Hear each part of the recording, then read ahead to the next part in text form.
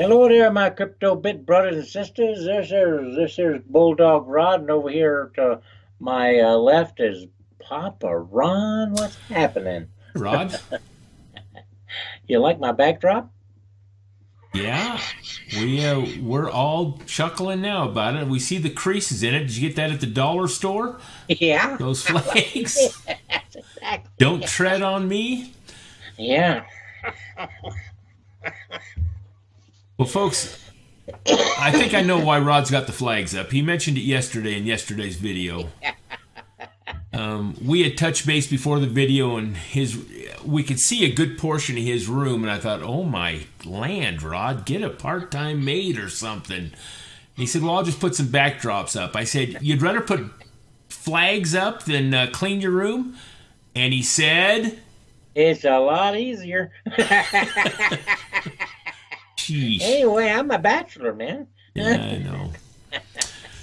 Well, folks, it's Good Friday today. It's a couple days before Easter. Good Friday is a Christian thing, and we know we have viewers from all over the world, and we're not singling out any particular. Well, I guess we are, but I want to make the claim that Good Friday and Easter is actually a pagan holiday, Rod. Yeah. I don't know if you know about Good Friday, but they generally make hot cross buns. Have you ever heard of them? Seen those, Rod? It's a bun with a cross on the top. Wow. And they were in folklore. They were said to wave off evil spirits coming into your home, and if you hung one in your kitchen, it'll stay mold free and fresh for a whole year. But the tradition has got to be where it's gotten to be where you take hot cross buns on Good Friday to your close friends, and it solidifies that friendship. That's the purpose. But they say it started by an old monk back in the 12th century. Put the cross on the first batch of buns, and it had a significance to Christianity and stuff. But I tell you, there's another story, and I don't know if I can remember it all, but basically Easter is the name of, and I'm going to pronounce it Ishtar, Ishtar, Ishtar, and really the pronunciation is Easter. She was the goddess of fertility and sex. And Rod, if I'm boring you with this stuff, I'm going to lead up to the hot cross buns is what I'm doing. Okay, lead up to it. Ishtar had a son, and his name was Nimrod. Nimrod was the grandson of Noah. Is that what you call me all the time, Nimrod? I have used that term once or twice, but I don't know if I ever used it on you. Yeah, I've heard you say, "Hey, Nimrod, what's happening?" Well, sorry if I have. So, when Ham, who was Ishtar's husband, died, Nimrod married his mother, Easter, to become, and that's where the Easter, that term is after her. He wanted to become the king of the land, and to do that he had to marry his mother. So it was his mother and his wife. And he eventually died by a wild pig. It killed him. And Ishtar had cut up his body into 16 pieces and sent it throughout all the land as a remembrance of her son. Wow. Yeah, and anyway, she also, this whole story, if I'm remembering right, she started claiming then that she came down on a 28-day cycle. Interesting enough, a woman's menstruation period. It all ties in. All this stuff ties in together. She came down in an egg, and she's the goddess of fertility, the goddess of sex, and she realized that her son would not create eternal life since it's been dismembered and cut up into pieces. So she called for all the pieces of her son to be brought back to the capital city where she was. And all the pieces came back except his manhood. It was never found. And so she made a proclamation that to remember that they would create an obelisk. Rod, I'm not even sure, but I'm gonna, and I know everybody's probably thinking, yeah, right, whatever, Ron, whatever. Now, folks, if you don't know what an obelisk is, here, let me. Washington Monument. Yeah. These things are all over the world. They're in the Catholics. What's the name of their city, Rod? The Rome. No, the Catholic, Vatican City. Vatican City. There's a huge one there. There's a huge one in Washington D.C. These things are all over the world as a representation of his manhood never being found. Oh. That's where some of this traditions start. And so anyway, since he was killed by a pig, she declared that, and it ties into the equinox and all that, and Easter Sunday, that everybody would eat pig or ham on that day, which is a tradition. We traditionally eat ham on Easter Sunday.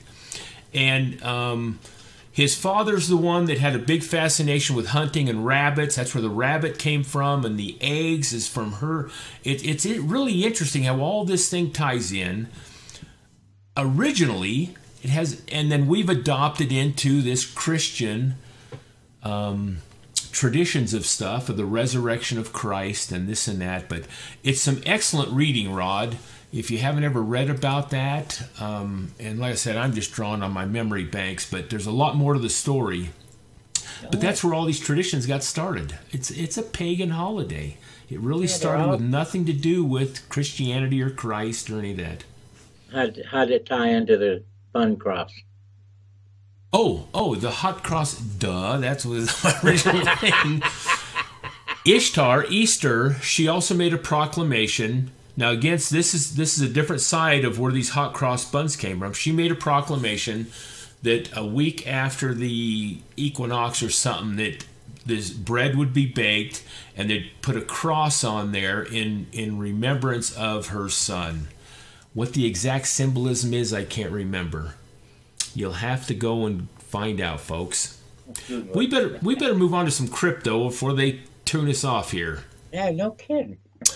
Some interesting things going on in the crypto world. Yes, sir. But Good Friday to all you Christians out there. Yeah, Good Friday. Bithumb Bithumb and Pays join forces. Pay is a huge form of payment system in South Korea, and by merging this, all of a sudden there's 6,000 South Korean merchants now that are now aware of cryptocurrency. It's not instituted yet, but they're working towards that. Kind of like Japanese did last year, huh? Well, yeah, not only that, but South Korea is such a like a mecca for, they're so pro crypto, it's crazy. Matter of fact, the article says a couple other things that started there. More crypto adoption. This move will undoubtedly increase the level of crypto adoption in the Asian nation, as all reservations in the hearts of investors fueled. Whoops, I didn't want to read that part.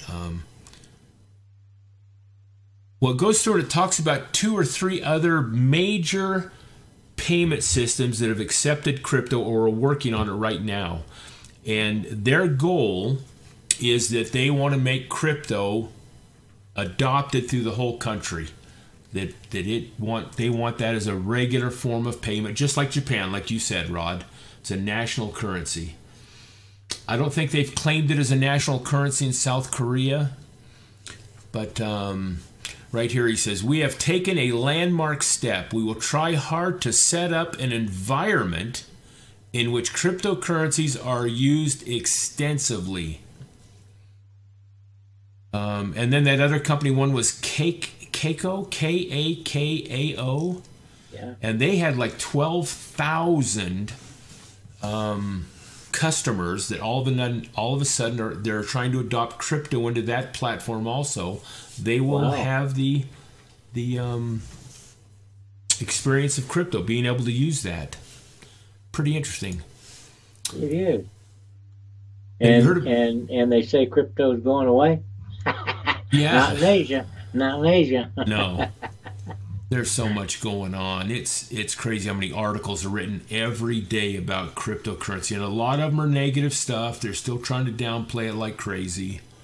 And then you got Ford. Not only is Ford taking on a blockchain type platform to help their system out, but they are creating a currency, a cryptocurrency for inter-vehicle communication. Oh wow. And That's interesting. Yeah, so I was saying, well, why? So the currency is going to be used. So if you're jet setting down the highway, Rod, Yeah. and you got a bunch of buses in the right lane, and your vehicle, this crypto can communicate with the bus next to it, and it can actually lead you into faster lanes, less traffic, and tell you when it's safe to pull over. I mean, it's a whole system that Ford has patented to for future. Oh my heck! And Yeah, it's based on a platform, on a currency. Well, it's obviously going to be on a blockchain, but this currency. CMMP tokens, huh? Yeah, Operate as an inter-vehicle credit system. Right, and those tokens are going to be needed to facilitate traffic flow and everything on the highway. I thought it'd be used like for a toll road or something. Part of that might be. Part of that might be. It actually gave me some thoughts too about more control, leaving more things not self-governed. That your vehicle is more. I mean, everything's reported and all that. I don't know. It's just interesting. No telling where all this is going, but Ford is actually planning for long-term futuristic stuff. I mean, I know we have cars out there that can drive themselves now, and they just recently had a big accident. Uber had, I don't know if you heard about that, Rod. No. Uber ordered a bunch of cars that drive themselves. And I guess they ran over a lady or two crossing the street or something. Yeah. So they're going back to the drawing board on that stuff. After Ford, they doing that cryptocurrency stuff. That's really innovative. But let's just jump over to the cryptocurrency and market cap and look at some of the stuff. Look how much stuff is on sale, Ron. It is really on sale. Well, look at this. Freaking Litecoin, 114. Oh my gosh. I think this is going to be a real good time to buy. Of course, I keep saying that every day. I know. It's taken such a beating, hasn't it? Everything has. It really draws on. It really draws on where you're at. I mean, that old saying about weak hands and all that, and yeah. But God, you've got to have faith to stick through this. But at this point, even if it's gonna go totally bust, Rod, I mean, I would rather hang on and roll the dice on that than. Well, me too. We've got some money invested in it, and if we lose it, I'm not worried about it. It's just the way it goes. But then I would sure like to see this go up, though. I think it will. We know it will, Rod. We are still, just like the articles we just read about. Oh, I don't know. Crypto is so far from. It is so down. Everything's so down and out. I'm thinking about just selling everything out. You lying dog.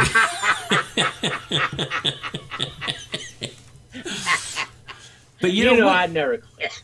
No, even if Bitcoin went down to $5,000, I swear, Rod, I would have to put some money on a charge card or something. I would have to buy some. I'm tempted to buy more. Look at Ethereum, 378. I know. It's unfreaking believable. I mean, Ethereum in their heyday was, look at that, 1,400 or something? Yeah. Wow. I tell you, this is a buyer's market. I tell you. Well, let's get to if I would have bought Litecoin yesterday, Ron, I would have lost money. See, but if I buy it today, tomorrow I may lose money. Yeah, that's right. Now, here's something interesting, though. But if we wait a couple of months, we may be millionaires. Well, we think that's, I don't know if it's going to happen in a couple months, but let's get through the holiday here in the United States, the Easter holiday, and we have tax time coming up, Rod. All the taxes are due April 15th in the United 15th. States. Yeah. And I don't know if there's a reason why all this is manipulated to be down during this time, but I don't think it's a true market anymore. Anyway, folks, hang on. It's going to get better. Don't trust us. Do your own homework and due diligence. That's and right. At these prices, man, if you're thinking about getting in, I'd get in. Now's the time to do it. Unbelievable. Well, of course, we see that every day, and it keeps going down. Yep. But that's okay. It keeps going on sale. Well, thanks for tuning in, folks. Appreciate y'all. And thumbs up, and God bless you.